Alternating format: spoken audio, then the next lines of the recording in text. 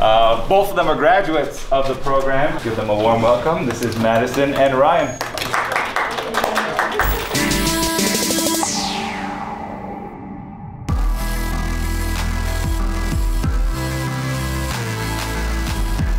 So that was us over the past 3 years. That's kind of us in a nutshell. Now we want to dive a little bit deeper into that and how we got to where we are today.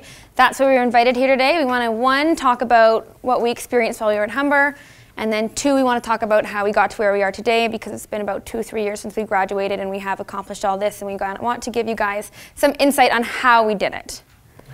I'm sure each and every single one of you have experiences leading up to Humber, so why you're here. And me and Madison are going to delve into why we got to Humber. I was in high school. I came from a heavier set background, and I lost the weight, so fitness and health meant a lot more to me. I lost it, and I felt power, I felt confident, and I felt like I could do anything. So I was in the after-school weightlifting club, was part of a lot of teams, right? And grade 12 came along. I knew I wanted to be in fitness and health, and then I ended up signing for business economics at York. I ended up dropping out second year, and I don't think that was a mistake. I think it was honestly a learning experience for me, because it made me the man I am today. And I ended up signing up for fitness and health promotion at Humber. And honestly, I never looked back. It was a great experience. And I met my business partner, my significant other here. So honestly, one of the best experiences I've ever had here. I started my business right after I got out of university. So I started designing and fabricating fitness equipment. I made sleds, I made prowlers. So you saw in the video, I made a lot of equipment I sold to gyms. And so I really wanted to take it seriously. So when I went into school, I wanted my knowledge to be refined so I can go and really refine my business. And I'm sure, like every other man, you have a little bit of an ego. I went into school thinking I knew everything, and I was really humbled. And I learned a lot, and I applied in my business every day. And I remember a lot of great experiences, especially with AJ and his femur story. I'm sure you've heard it as well. And honestly, it was a great experience. I met a lot of people. I met a lot of teachers that I still do business with. I have a lot of my classmates that refer business to me. So honestly, it was a great experience. I'm a practical learner. And throughout school, throughout university, there's a reason why I dropped out. I didn't do well. And I learned practically with my hands. And so in school, I really look forward to the practical portions when we did the off-campus, on-campus as well. My experience at Humber, similar to Ryan's, was really, really great. I hope you guys are having a great experience too. I learned a lot from it. It really helped both of us open the gym. It really did. That's a key aspect of how we run the gym now, how we portray this information we learned, right? So I really don't have any regrets. I don't have anything I would change. If I could change one thing, it would be how I was as a student. I just wish that I studied harder and retained all the information I could, so don't waste it. Even if you're in a class that you don't like, or you find boring, or you feel like you want to skip all the time, just show up. You can take something little away from everything. You really, really can. And I like to call it studying to learn. So study, take the information you're reading, and then try to apply it to what you're going to be doing in the future. Don't just study to study, because you're going to lose the information very quickly that way. It's going to be in one ear and out the other. And then you're going to have to reteach yourself stuff. So that's not fun. But other than that, I really took away a ton of information from Humber. I use it with my clients every day. Especially I did the physiology and X-Phys with AJ, and I use that stuff every day, because a couple clients really don't care what you're doing. They don't really care what you're doing. Just give them what to do and they'll do it. But I do have quite a couple clients that actually want to go in depth. And I get to like spit off all these fancy terms, and I feel really cool. I'm like, thanks, AJ. So that was really cool to use. So Ryan and I were experiencing Humber a little bit differently individually, but we were also growing together as friends, and then more than friends. And then as we did this, we really, really realized that we'd be really like a powerhouse couple. We could do a lot together. We had a lot of potential, a lot of great skills that shouldn't go to waste. You will know you'll be a good team with somebody if you guys build up each other's strengths. So you make each other stronger, but then you make up for each other's weaknesses, where each other falls short. If you can complement each other that way, regardless of if you're going to be opening up a business, you will at one point need to be in a team. So you'll know if you ever need to form a team, or if you're in a team, if you'll be working well together, if you can complement each other like that. Mm-hmm. And if I can give you one piece of advice, and I told the classmates the other day, and this is my piece of advice, is honestly network. And how do you network? The way I network was a little bit different. When I came into school, I knew I wanted to be different. I knew I wanted to start a business. And a lot of people say they want to start a business. And there's a lot of fluff around that, right? Action-oriented people say a lot more than the words that they speak. And so I used to speak to teachers all the time. I used to tell students in the class, I'm opening up a gym. And then they would even come now, they're like, I remember when you used to tell me. They used to message me on Instagram and say, I remember you used to tell me you're going to start a gym. And people believe those actions more than the words. And so what I would say is, when I was here, I would shake somebody's hand if they were sitting alone, if they were by themselves, they're in the classroom, whatever that may be. I showed up 15 minutes early, 15 minutes after, just to talk to the teacher, because they have connections, they're in the industry, right? So why not utilize their connections? And it just made sense. And things are changing now. We're young people, and my father has a business, his father's father has a business, and I remember getting my nose pierced, I got tattoos, I got earrings, chains. He said, you can't do that anymore. And I said, things are changing, right? So you guys have the power in your hands. Honestly, you guys are the future of this business. People that own these businesses that are 30, that are 40, that are 50 are relying on us and our innovations, right? And I encourage you, go out of your way. And if you guys are very serious, and then you guys are sitting here listening, I would encourage you guys, come shake my hand after, and Madison's, and introduce yourself. Come to our facility, check it out. If you have questions, please let us know. Utilize our network, right? And if you guys are serious, and I know you guys are because you took this program. Does anybody in here want to open up a business? Or a couple people yesterday, anybody new? Yeah, or even just run a small business where you're able to manage yourself, something like that. And if I were to say, how do you do that? What are the first steps to get there? When I was in that position, I couldn't tell you. I had no idea. Ryan had no idea. Ryan grew up around business owners. His father owns a business. I did not. I never pictured myself running a business. Maybe some of you don't either, but it's totally possible. And because of that, I didn't really prepare myself in life to own a business. So I had very little business knowledge. So the thought of, okay, let's do it, let's take the jump, was very overwhelming, and a lot of anxiety and pressure was there. So what we decided to do was just take it step by step, slow it down a little bit, really fine-tune the idea of a gym. So what we would do, we'd go to Starbucks every weekend. We'd go there for up to 12 hours at a time. We both had our laptops on one really tiny table, and then we tried to fit a notebook on there, and then our teas, obviously. And we would just write. We wrote, we erased, we rewrote, and then we transferred it online.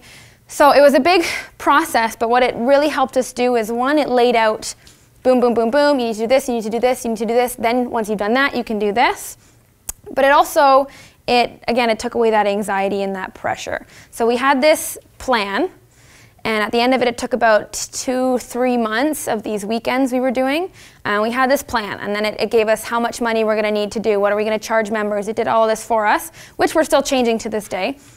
But then it gave us some comfort in knowing, okay, now our actions are going to reflect this plan. Now our actions are going to be goal-oriented to opening up the gym. So that's what happened next.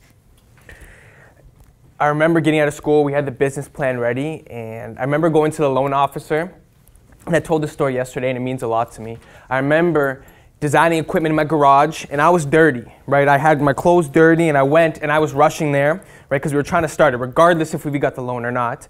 And I thought one of two things. He could either think, I don't care because I'm dirty and I'm underdressed, or he could think I was working hard to get this loan. And I sat there, and I put the loan right in front of him, and he looked at it. Didn't even open it up. He said, I'll look at it. Yeah, he didn't. And he said, I can't give you the loan. And I said, why? And he says, you're too young. And I said, I built up my asset portfolio. I have the equipment, right? Here's my project. I gave him all the project. It doesn't matter. It was like this to him, right? And so that really opened a door for me, right? A lot of people would use that as a deterrent. I use that as a motivator. And I remember getting out of school, and I remember, bottom line, all we needed was money. And nowadays with social media, you can start a business without money, which is nice. But we wanted to open up a gym, so you needed upfront equity. And I remember we just had to hustle. So I remember, like I said, back to the networking point, I got in contact with my teachers. They gave me jobs. I worked at a fitness installation company. So some people have hobbies with, I don't know, hip-hop, cars, whatever. Mine's equipment, which is weird. And I installed fitness equipment. I managed a gym. I worked as a personal trainer at 2 gyms. And I was still hustling with that man in the back over there. He runs the videography, all the videos. We were shooting YouTube videos out of the garage. And we took YouTube very seriously as a business, right? And so I was hustling 5 jobs. And I was at age 21, and I think that there was too much on my plate because the fitness world's really hectic, just to be honest. I'm going to be upfront. You have really busy schedules in the mornings and really busy schedules at night, right? And in the afternoons, you're kind of dead. So what I thought was I could either keep doing these jobs and open up a business in 3 years, so I'd be 27, or I could leave it and I could work a line job at Mars, the chocolate bar company, and open it up in a year, so by the time I was 23. And I chose that option instead. And so I remember working 60-hour weeks. I remember hustling super hard, night shifts, and I remember seeing Madison and Ryan. I was exhausted. We would shoot videos still. And we were really excited when our videos would hit 1 million, 2 million, 28 million. We were excited, right? When it took us 3 years to hit 1,000 followers. It took us like approximately 1 month to hit 10,000, and now we're at 50,000. We're projected at 100, right? So what I'm trying to teach you guys is like it goes like this, and then if you guys are consistent, it goes like this, right? And I just remember my experience being after school just so profitable because the off campus, I got my job off campus as well, which is amazing because that's exactly what this program intended. So it worked out. So we branched off, we kind of did our own thing, still with the goal of opening up a gym, but we needed as much experience and as much money as we could as quickly as possible. So this is on-campus internship class, right? So take this class seriously, guys, because it's going to prepare you for the off-campus. And I actually got hired as well onto my off-campus internship, and it was one of the greatest experiences I could have ever asked for in preparation for this big venture we were doing. It was a smaller studio. It was group fitness classes. They did a lot of classes, and then they also did private personal training. And because it was so small, I got a really hands-on approach to what it's like to own a business. The owner let me in a lot to the secrets, to how you deal with clients one-on-one, how do you deal with them in private, how do you deal with conflicts, what are the administration systems like, so how do you record all your members, how do you record the sessions, how do you charge the members, things again that I was not prepared for. So this really helped me prepare for that. And I would urge you guys to do the exact same thing. Search out, when the off-campus internship comes up for you guys, search out, don't just search to find it, to fill it. Find a position you're actually interested in, where you're gonna get as much information as possible, because that could be the kickstart to your career. And pick a position that you actually wanna be in one day. Go find the people, go hang around the people who you actually want to be one day, or who you want to do the same things as you, because that's going to give you, one, it's going to give you more insight so you can get there quicker, and two, it's going to probably let you avoid a lot of mistakes that they made. Ryan and I have made mistakes on the way. We didn't do anything perfect, and we can impart that wisdom on you guys so you wouldn't make the same mistakes. I remember sitting in your seats and then having these business owners come up, and there's just a disconnect, right? I'm a student, you're a business owner, why do I care? I want to do that one day, you know, there's just a big disconnect. I'm like you, right? I sat in those seats.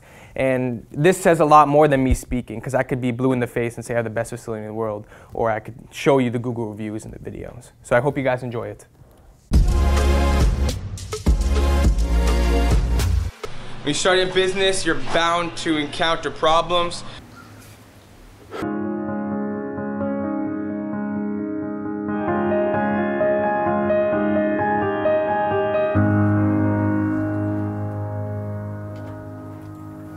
Pause for tears. So that was our journey, guys. That's all we have formally prepared for you guys. We'd like to open the floor for any questions, but before we do that, I want to ask you guys some questions and kind of get your input, since this is the on-campus internship class. Now you guys are kind of getting a taste for the industry. We want to see kind of where your minds are at, and if you have any questions about the industry for us. So first question we want to ask. Where do you guys see the industry going?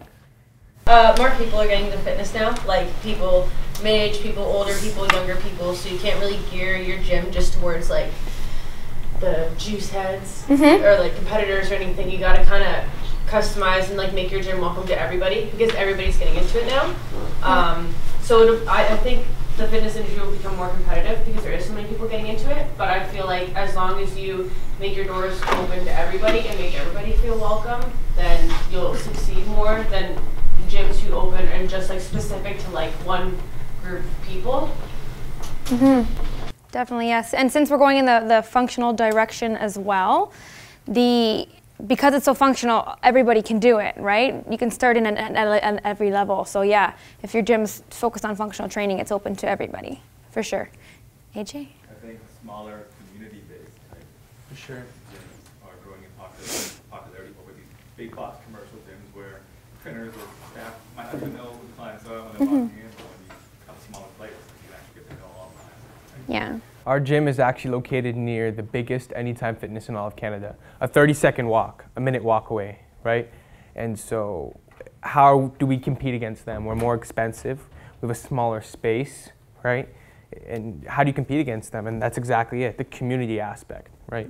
The social media aspect. All our old videos you see, it's a lot of me, Madison, and Ryan and our family. Now our new videos, there's a lot of our clientele, right? So it's just a lot of community, so you are right. We provide more value in our service than what the actual membership's worth. So you pay $74.99 for a membership here, we give you like a $200 service. And that's the reality of it. And that's what makes it worth it, guys, because you're not just, you guys aren't in here to just train someone. You're here to really make connections and make a difference, and that's how you do it. You stay connected with people. You don't train them for an hour and then you leave. You gotta follow up with them. You gotta build that rapport so they trust you and actually do succeed. A lot of people, when they get close with you, especially with fitness, something about fitness and exercise and health makes people really vulnerable, and it makes them really open up, and people will cry in front of you, people will show extreme emotions in front of you, and that's something you guys need to be prepared for as well. Like, we've both had people break down in front of us. Yeah, men and women just break down in front of us, just because that's just the atmosphere we've created. It's comfortable, it's trusting, it's loyal, and it's definitely not an easy thing to do, and it may be intimidating to you guys, but that's the part that really makes everything worth it and validates all the hard work you put into it when you create that bond with somebody. We're great trainers. We're good trainers. We know our stuff. We know what we're doing. We can progress people properly. But above that, we're really we're fun. We're fun to hang around. And people will follow you and stick with you if you're fun. Like, your clients will love you if they have fun around you.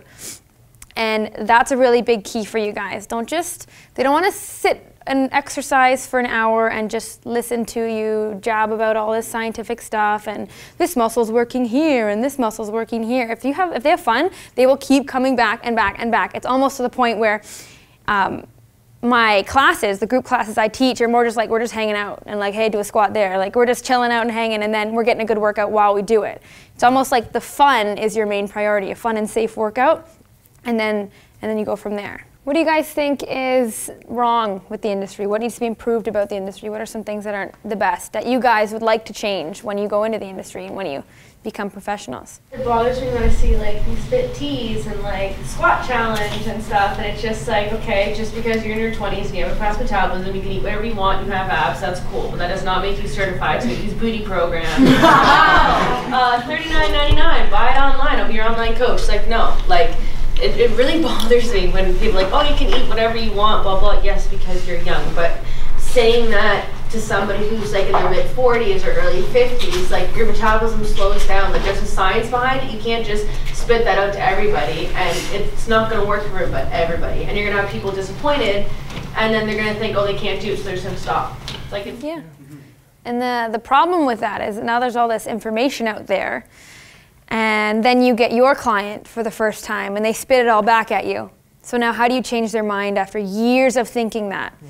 That's also a big challenge for you guys. Figuring out how to change years of habits and thinking and popular trends. Like, I have a lot of women that say, oh my God, I can't eat carbs today. I'm on a no carb diet. Because just people have said for years that carbs are bad, carbs make you gain weight, things like that. And then they'll come in and say, oh, I heard avocado helps you lose belly fat. I'm like, okay, eat avocados all day and see what happens. Like, you guys know your stuff. You guys know the answers. But that's only half of it. Now you have to deal with people. You have to deal with individual personalities. And you have to make sure what you say is received successfully. That's a whole other part that you're not necessarily going to learn in school. You have to go out and experience that. And that's why the on-campus and the off-campus are really, really good. Start to find your clients what they think, and then try to convince them otherwise almost. Try to teach them the right thing. And it's very challenging, but it's pretty rewarding when you finally flip the switch, and now they're on your team. Now they're like, oh my God, I'm gonna listen to everything you say. Like, it's really cool. How did you, so you said that you come from a business background, so how did you, other than like your internship, how did you learn about like how to run your own business? That's the one thing I wish Humber kind of offered more of, because a lot of people who do in the fitness industry, whether you're a personal trainer or your own gym or whatever, it's usually an entrepreneurship like to some extent. So how did you go about learning how to? So once the idea was there, once we were like, okay, let's do it, I was kind of like, I was terrified. I had no idea what I was getting into. We had just graduated Humber, so we had barely any experience in the industry, and now I have to go learn like a whole new field, right? Business is like its own world. And I didn't know really how to start that. I didn't know how to learn that. All I did know is that I have to be more comfortable with myself and more confident with myself. I knew that was a big part of being successful, being confident. So, and especially being a woman, I found that my upbringing was really the opposite of that, just from like all the society standards and all that fun stuff. So I just decided to be confident in everything that I did. I was always a person that would shy away in a crowd, go to the back of the class, never introduce myself to anybody, and I said, screw it, I'm just gonna do it. Even if I didn't want to do it, even if I, like the whole time I'm coming up to shake somebody's hand, I'm like, I don't want to do it, I don't want to do it, oh my God, hi, like, you just do it, you just have to do it. Even though I didn't always want to, I just made myself do it. I had to, that's the only way you grow. The phrase is get uncomfortable, or get comfortable being uncomfortable. I'm uncomfortable every day. I'm uncomfortable in front of a huge group of people, but I'm still here, right? And I'm still learning. And so that prepared me to confidently be a business owner. Okay, and then once the business opened, then you learn the small business skills from just experience and trial and error. That's all that was. So just confidence, just pretending, fake it till you make it, and then you eventually make it. I don't want to be sitting up here talking down. You be human, play on their level. Like you've come from these insecurities, right? Relate to them. The reason why we can't relate, I don't relate to these movie actors and all that because they just seem so superior. They're so good looking and abs all the time. I don't relate to them. I like relating to people that have really feel good stories. And that's one thing too, like don't be afraid to show emotion, right? Don't be afraid to cry, honestly, in front of your client. I've had one client, and it's very sad. He came into my office, and I closed the door behind him, tears running from his eyes. I said, what's wrong? And he says, my best friend, he just committed suicide. Right? And I looked at him, and I said, and I sat beside him, and I put my arm around him, and he says, men are allowed to cry. I said, you can cry. I'll cry with you. And then that was the moment I knew how much power we had as a trainer. You're not only a trainer, you're a therapist, you're a friend, a best friend, a confidant, right? Unbiased opinion. They're gonna complain about their husband or boyfriend to you, whatever. But like, it's just like, it's really rewarding. It may seem super intimidating at first, and it probably does, and it was for me, but I think you guys will learn a lot about yourselves too through your clients. And you had a question, sorry. I was wondering, you said that you guys went on the weekends to Starbucks and you wrote like your plan, like you sat there for like 10 hours just writing your plan. Did you have like a template or an outline you were following? Yes. Yeah, we had a template. Futurepreneur, okay? They have it all online, super easy, right? Write it down. You can find it online. They have it literally for you. So section 1, 2, 3, 4, 5, they would say, what's your business name? One line. How much money do you want to spend? Boom. And it's super easy to utilize, right? And what was funny about it was we were preparing it, one, so we knew what the heck we were doing, but two, we were preparing it in a way that we can present it to a bank, like very factual based and statistics and all of our projections. And then we presented it to the bank, and they're like, no thanks. So it was really, it was really funny how much time we put in it for the banks, and it didn't even end up happening. But in the process, we did learn what we had to do. It's more for yourself too. Yeah. You mentioned something about an asset portfolio. Is that also for the bank? Well, you gotta everything. You gotta be transparent. They look at your bank, like they look at your bank account, everything like that, right? Madison didn't come from a business working family. They came from a hardworking family. I came from a business family, so I always had questions for my father, right? And so he would help me out, and I never listened, obviously. So, and then I ended up getting a loan, obviously. But yeah, here's the question. I'm just a little bit curious about the financial aspect of it all. Like, how hard was that trying to start, you know, from the ground up kind of thing? Because I know you mentioned like the guy kind of just like turned you away for the loan or whatever. So I'm very lucky that my family does well. My family's rich, I'm not, right? So I'm just gonna lay that out there. We worked hard. I worked from a garage to design equipment to save money for that, right? I could have bought the deadlift platforms, I could have bought barbells, I designed the barbells, I did all that, right? And we in Madison did it, and I would say the financials is, I can't give you one single way of doing it, right? There's so many different ways. If you need to work for somebody, or if you need to get out of the fitness industry like I did, or Madison State, there's just so many different ways. We were lucky enough to have friends that came out and helped us. Like the renovations were brutal, guys. Like it was hard labor that we were not used to. We're used to doing like 10 sets of 3, okay, break. Like this was like a million sets of a million. So the renovations were really tough, but we had like Ryan's brothers came in and helped us finish off the walls. Like we had to do, like the walls were a mess. There was a lot of dents, a lot of scratches we had to fill in and stuff like that. My dad came from a construction background, so he was able to help us take up some of the tiles, things like that. And then you have to use your network to get discounts on things, like the painters we had, the professional tilers we had come in. We built the office. We had someone have to come in and put up the office for us. Our landlord hooked us up with some guys to put in sprinklers and things like that. So you just have to be smart. It's not going to be cheap, but it can definitely be cheaper if you take the time. Me and Madison met in I Succeed, everyone's favorite class. And we met in that class. I met my partner, my life partner, everything I do with, like everything. And like you could meet your partner in this class, like right beside you, someone that you could help. Right? Someone that could help you. So right beside you, you have this network, even your teacher as well. Right? Even your teacher. Yes? What made you say, okay, she's going to be my partner to open up this business? Oh, this is a funny story. Now we're getting to the relationship. Okay. So I remember we were studying for physiology, right? I had to study hard because I'm dumb as hell when it comes to books, right? And I remember she would come in like an hour later, and Madison, she's an introvert, so she tries really hard to make friends, but she's really good at it now, so you could tell she was trying really hard, right? And I seen her, and she's like, oh, like she's playing, like, she's like, oh, I don't know the answer. I could see in her eyes she did, right? And I thought that was really sexy because she was super intelligent. Like she knew all the answers, and she got the test back. I got my test back. Look at hers, and she got second highest mark in the class.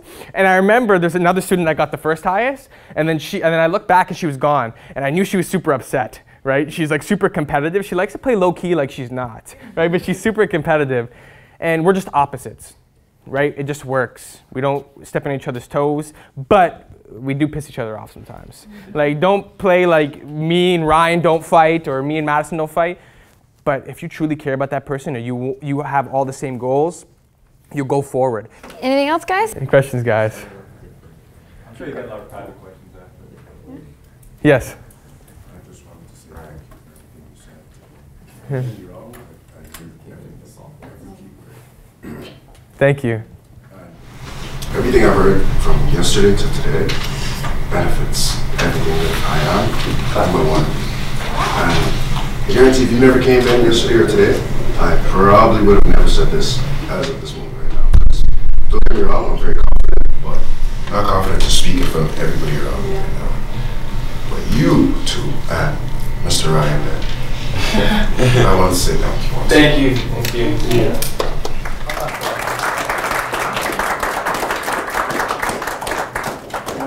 Thank you, guys. A lot of these business models are going to get phased out. Like, look at these big businesses. Look what they're doing. They're trying to change as quickly as possible. They're trying to put turfs in. They're trying to get all these functional equipment. They can't catch up. No. Now they're changing. Like, think about that, right? Really look, analyze. This is your industry. Go inside a gym, and instead of working out sometimes, work out, but analyze the movement in the gym and what people are doing, right? And also, for, advice for women as business owners, you'll get walked over. Right? You'll get walked over. Be confident. Right? I've noticed that sometimes from Madison because she never came from a business owner life, and I'm very opinionated, like I said, confident as well. So sometimes I'll just avert attention, you know. I would just say be confident as a woman, right? You give birth to men, right? So be confident, honestly. Yeah. I find a lot of times in like business meetings or when I give tours or something like that, I won't be taken as seriously, or I really have to make an effort to like assert my dominance. But I don't mind it. I like the challenge. Sure. Take the challenge. I don't think I would have it any other way, because it's also made me more confident as well. That also helped me. You just have to rise to the occasion, especially as a woman. Yeah. Don't speak bad about anybody as well. Right? If someone says something bad about you, right? If you're a business owner or a trainer, someone says something bad about you, you say, we just do something different. Right? Yeah, we have a lot of people coming from other gyms that have just switched over, and they talk horribly about the gyms they come from, and you kind of just have to listen. You don't want to participate in that, even though you agree with it. You just have to say, okay, cool, and then change the topic. Like, there's no reason. We're on our own journey. We're in our own lane. We'll stay in our own lane, and we'll just keep thriving and reach success without having to talk anybody down in the process. No hate on anybody. It's not going to bring you success, anything like that. And also, I heard a great quote too. Don't hate money, because then it won't come to you, right? Don't hate money, because when you hate on people, they don't come to you. When you hate on money, it won't come to you. Money's very easy to obtain and keep, right? But if you're saying, oh, rich people stay rich because they're already rich, that's just a negative connotation associated with that type of thing, right? Money will come. If you're good at what you do, money will come, and it will buy you better things in life. And then you have more of a reach as well. The most generous people I've ever met in my entire life are rich people. We realize we don't want the people who only want to pay 50, 40, the people who look for the deals. We don't want those kind of people at our gym. They're the people that don't put their weights away. They're the people that will continue to ask for deals. We want the people who are going to pay the amount that we ask because we're worth it. They are serious about being there. They respect the place and they treat it like it's their own. It's a premium facility, and they know that and they understand that, and then that totally contributes to the atmosphere. Because we've had a couple people like drop in, or people who we've given a discount to try it out for the first month or something like that, and it shows. It shows. The people who are committed and serious and love Kingdom of Iron, that money is nothing to them, because it's an investment. It's not. You spend $75 on a meal, right? And yeah, I spend it on booster juice in a week. So. But does it ever worry you guys though about competing with other gyms just because like your price is a bit higher? So that's our job, to convince them, to sell them, right? It's where we fail. If we can't convince them, we failed as the business owner, as a salesperson. So it's just a challenge for us. And don't think of sales as a bad thing, right? A lot of people do, and I understand there's like these really vicious cycles in gyms where they want you to sell $25,000 to someone that can't afford it, right? But sales is not a bad thing, right? You're selling the best thing in the world, a gym membership, right? I used to do door-to-door sales where I had to sell water heaters. That was just shit, right? Right? Gym membership is great. You get healthy, you meet people, right? You get to make friends. It's amazing. So you're selling the best thing in the world. Believe in it, right? And that's why I notice a lot of people, I can't do sales. Sales isn't about really selling. It's about friendship, really. And we're not concerned about competition. We're the underdog, and you never underestimate the underdog, ever. And like I said, I don't want to be talking down to you guys, because we're in business and we're learning every single day. We're learning how to work with each other. We're learning all this stuff. So as you guys are learning, we're learning too, right? I don't like people that talk down to people. Then I don't want to work with them. We're learning, and just don't take our confidence as cockiness, because it's not really. We just really want to help. You guys are in literally the best industry. It is so fun and so cool. Enjoy it. It's not work. It's not work. When I train, it's not work. I'm having hella fun. I'm having lots of fun. So just relax and breathe. You will get to where you want to be one day by doing what you're doing right now. I can teach a squat right now way better than I could teach it when I was in this program. You just learn people, you learn different cues. You're I've seen this before, I can get someone to squat in 2 tries now. You're not gonna be perfect, and you're gonna get things wrong or not 100% right, but as long as you guys are safe with the movements, you'll get there. How the name of the business come to your mind? Kingdom of Iron. The name of the business? So Ryan started in the garage and he made equipment. So he worked with iron and steel. And then we always when we were thinking about, we're for some reason Kingdom stuck out to us. We just thought it was like huge, bam, Kingdom. And then we thought it'd be super cool for someone to say, hey, I'm going to the Kingdom to work out. So we got Kingdom, and then we got our roots, which was the iron. So we put Kingdom of Iron. You guys were amazing. Thank you so much. Thank you guys.